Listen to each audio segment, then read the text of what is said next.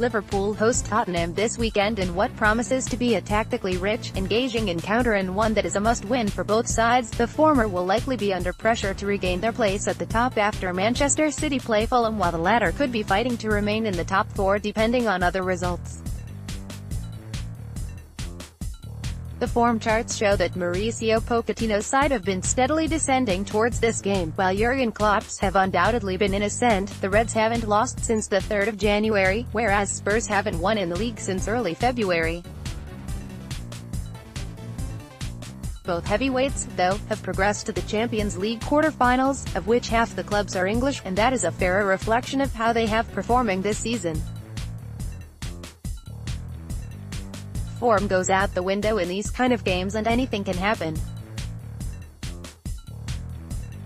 This week's experts, Football Fancast's very own Spurs fan Harry Sherlock and Football League World assistant editor and Liverpool apologist George Douglas, offer their predictions ahead of the colossal Sunday clash. Spurs dominated possession but couldn't break Liverpool down when the two sides met in September. Do you think this game will go the same way? Harry, Liverpool are very good at breaking out at speed, but so are Spurs. It'd be canny for Pochettino's team to cede the ball to the Reds and attempt to flip the script. If they don't, they face running into Virgil van Dijk repeatedly. George, I think it'll be completely different, to be honest. Liverpool are at home, and the onus is on them to go and win the game and get Spurs under pressure. Liverpool have shown they are capable of playing a controlled possession game this year more than ever under Klopp, and I think we'll see patient probing rather than counter-attacking football from the Reds. When the Reds travelled south to Wembley Stadium in September, Spurs had 61% of the ball but only registered 3 shots on target, while their visitors managed 10. Possession was certainly not 9/10 of the law in this case. However, as George says, Klopp has got his team playing well when they do have the share of possession, and Spurs should be more wary approaching the fortress that is Anfield. The Lily Whites have shown that they can play on the break, too. The Chelsea win in November is a prime example, so this game could be the reverse of the league clash earlier in the season. Will the result go in Spurs' favour, then? Where do you think the key battles will take place? George, Van Dijk versus Harry Kane will be fun to watch, and Kane may look to play off of the other centre-half rather than go to the Dutchman. Meanwhile, I think Spurs' central midfield area has lost some mobility, and the pressing and work rate that the Reds' midfield will demonstrate could well overwhelm them. How is Kieran Trippier going to deal with Sadio Mane, who is on fire too? Harry, the key battle is obviously Kane versus Van Dijk. They are both world-class operators in vital positions on the pitch. If Kane can get the better of Van Dijk, Spurs have a genuine chance of a first win at Anfield since 2011. If it's the opposite, Liverpool will be confident. At the other end, Toby Alderweireld and Jan Vertonghen will have to be at their very best to stop the rampaging threats of Mohamed Salah, Roberto Firmino and Mane. Van Dijk has been colossal at the heart of defense and is surely frontrunner for the PFA Player of the Year award. He has totally transformed the Liverpool back four and has more than justified the extraordinary fee he commanded when the Reds prized the Dutchman from Southampton's clutches last January. Kane, meanwhile, has long since shaken off that ridiculous one-season wonder tag and is one of the best strikers in the world. Given half a yard, the England captain will punish you. Say it is crucial that both he and Van Dijk are on top form if either side are to stand their best chance of emerging victorious. Of course, Liverpool have their own jewel in the attacking crown, and it's not Mohamed Salah this time around. Mane has been sensational in 2019 and has netted 11 goals in his last 10 games in all competitions. He could cause Trippier all sorts of problems. What does Van Dijk have to do to win the battle with Kane? Then, Harry, cut off the supply lines. If Kane can't get on the ball, he can't hurt Liverpool. It really is that simple. But it's easier said than done. Kane is exceptional at dragging defenders into cul-de-sacs.